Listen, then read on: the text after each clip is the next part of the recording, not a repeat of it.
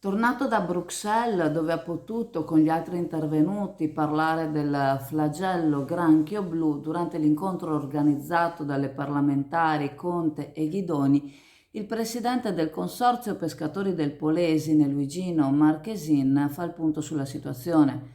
Dall'Europa non sembrano esserci ostacoli, ma serve che il governo firmi il decreto per dichiarare lo stato di calamità, afferma.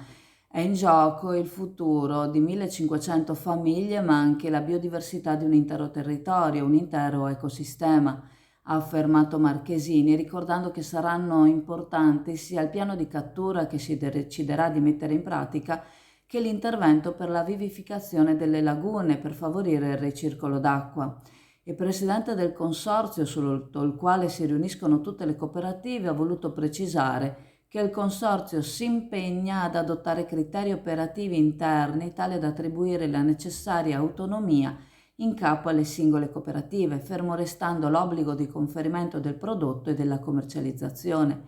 Il Consorzio, il cui piano di gestione coinvolge tutte le cooperative e quindi tutti i soci, ha anche già realizzato in Sacca Scardovari e in Barbamarco dei recinti dove seminare il novellame in modo che resti protetto dal granchio blu, il quale dovrà continuare ad essere catturato. A dire di Marchesini, molte cooperative non mandano i pescatori a lavorare, lavoro che consiste anche nel mantenere pulite le aree di pesca.